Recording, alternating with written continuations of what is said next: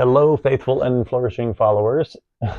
That's interesting. I never really thought of saying it that way, but those who are following this faithful and flourishing channel on YouTube, I want to talk today about mission drift. Now, there's a more contemporary book that's come out on mission drift, and it's gotten a lot of traction. And maybe I'll do another video on some of the specific concepts in that as well. But I'm going to go a little old school on you, and I'm going to go back 30 plus years, back to 1991. There was a book by James Burchell called The Decline and Fall of the Christian College. It was in the April edition of First Things and then turned into a book. And he outlined a series of 9 elements of how a Christian college or university finds itself diminishing in its mission over time and eventually becoming just a private institution, or what I call a remnant school.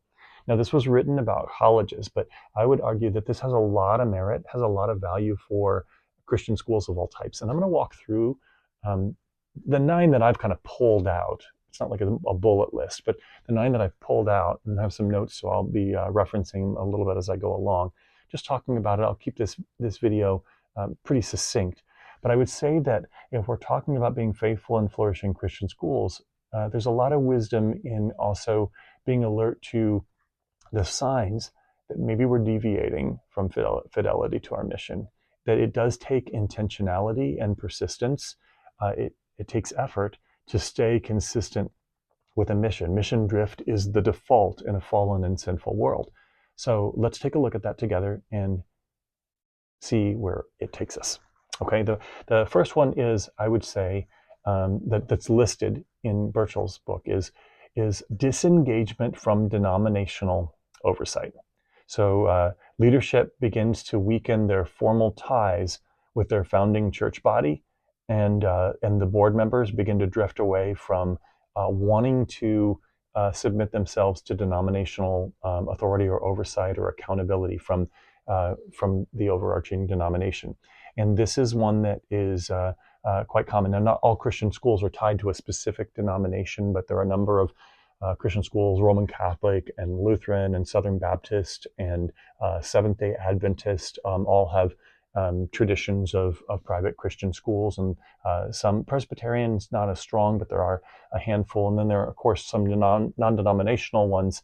And in the realm of non-denominational Christian schools, you often have different associations and associations of churches and or some kind of statement of faith that's shared among a group of different churches and the like. But this is one of the things that Burchell notes is quite consistent. And I've studied this myself across different kinds of schools. And it's very rare to find a Christian school that intentionally severs its formal connections and relationships and accountabilities with its sponsoring church body and stays aligned with the core beliefs and teachings of that church body for more than 5, 10, 15, maybe 20 years at the longest. And usually it transfers over as they make different kinds of decisions about their leadership and their board membership and board constitution and things like that. The second one is the removal of religious tests and expectations. So faculty and administration appointments are no longer require any confession of Christian faith or a theological alignment or church membership in the denomination or membership in a Christian church or something like that. So the qualifications for becoming a faculty or staff member, they begin to diminish and remove some of the expectations that were tied to are you on board with what we believe and teach and confess as a school and maybe as a sponsoring church body? Are you actively engaged in a Christian church? Things like that. Those become lower on priorities, and maybe you make a few exceptions for extenuating circumstances, but then over time it diminishes and is really not a top priority in the hiring decisions at all. And it does not take long. Once you begin to do that and you begin to hire people that have different kinds of beliefs, values, priorities, and maybe even competing missions in their minds, then you begin to see that shifts the direction of the school over time. And even a couple of influential people in leadership roles or in key faculty roles can begin to shift the culture rather quickly in a Christian school. The third one that I'll bring up is hiring without commitment to a Christian worldview. I think I just repeated that, so my notes were not great here. But a shift. Well, here's what's different about it. I think here's why I wrote it separately, is a shift toward academic credentials rather than shared faith values. So this idea that it's more important, if I'm a university, it's more important to have someone with a PhD from a top university than to have someone who's on board with our mission. They have a master's and they're progressing toward a PhD. Or on the K-12 level, you might say it's more important to have a person with the specific academic credentials and academic backgrounds than the mission alignment. And so it's a scale. And so, of course, in excellent schools, you want great credentials, you want really well-qualified people academically and on board with the mission. But over time, if this is the academic credential and this is the spiritual value, over time, that academic credential, it takes the weight. It takes greater priority. And that's exactly what begins to happen in these schools that are beginning to separate themselves from their original mission, their Christian confession, their Christian mission. Then the next one is a marginalization of chapel and prayer times, devotional times, other things like that. So campus spiritual life becomes increasingly voluntary, symbolic. There's less accountability about, hey, does this really represent who we are and what we stand for? And then it becomes less frequent sometimes, becomes less optional. There's less attention to doing it with fidelity and Christ-centered excellence, whatever that means for that particular school, however they kind of define that according to their shared confession. But there's less attentiveness to that, and it just becomes kind of an add-on over time. And then a recasting of the institutional mission in terms of secular values. So the founding mission statement is worded to emphasize things like excellence or scientific rigor or innovation or academic excellence, and the role of spiritual formation or proclaiming the gospel or nurturing the faith of young people, that becomes a kind of lesser part of the mission statement. It doesn't always necessarily disappear altogether, but sometimes they'll remove sort of stronger kinds of Christian statements to things about informed by this tradition or something like that.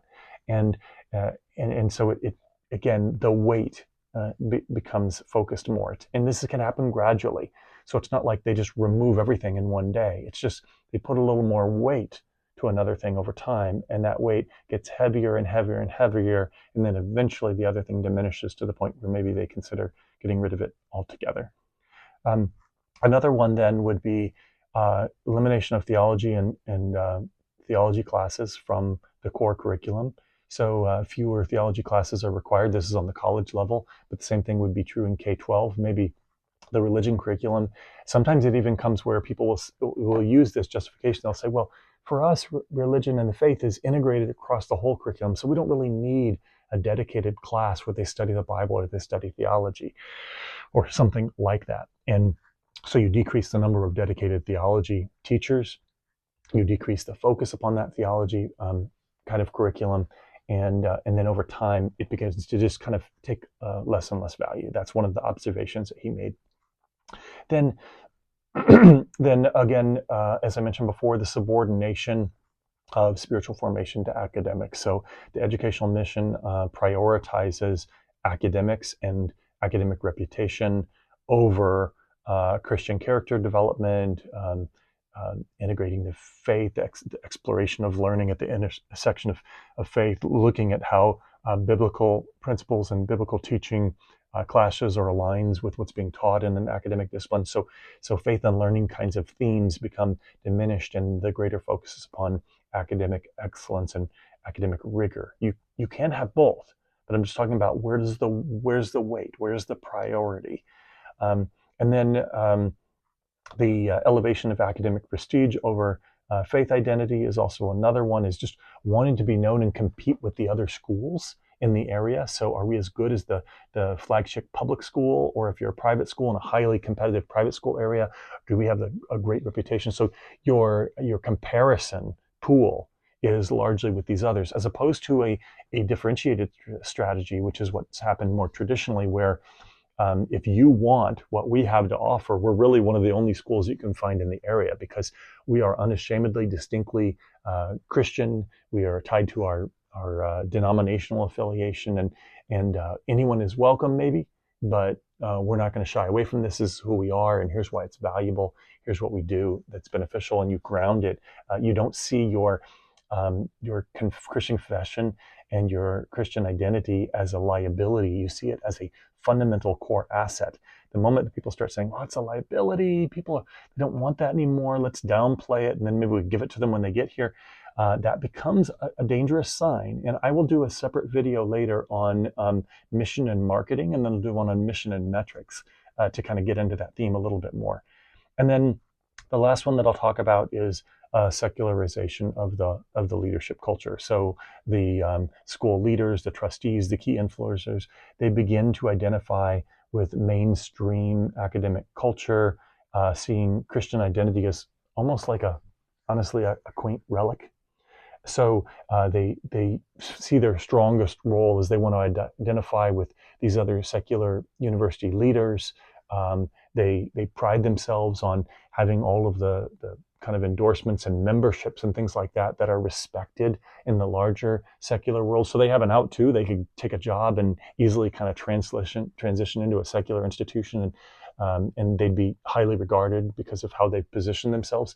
So that kind of thing. The moment that a school leader starts to downplay that, and they want to uplift the parts of them that make them more marketable to the larger kind of academic world, it's just something to kind of keep an eye out for. And that's why actually when I do interviews of people at my Christian university, I actually tell them my last question is accounting the cost question. I say, being at our school, we have a good academic reputation, we're respected, but I don't know what's going to happen in the larger cultural shifts and changes. And it's possible that having worked at our institution can be a liability. It could actually prevent you from getting great jobs and good paying jobs elsewhere. Are you okay with that? Do you identify with what we believe, teach, and confess in our mission so much so that even if this deters your life and career after working here, maybe you'll be here your whole life though, are you okay with that? And I ask that question because that's a good sign of a feature of fidelity of these schools that are not falling into mission drift. So those are the 9 things. Those are not mine. Those are coming primarily out of Burchell's text. And I think it has a lot of relevance for Christian schools of all time. And it is a great guide for us as we're thinking about just some checks and balances for us as we strive to be faithful and flourishing Christian schools.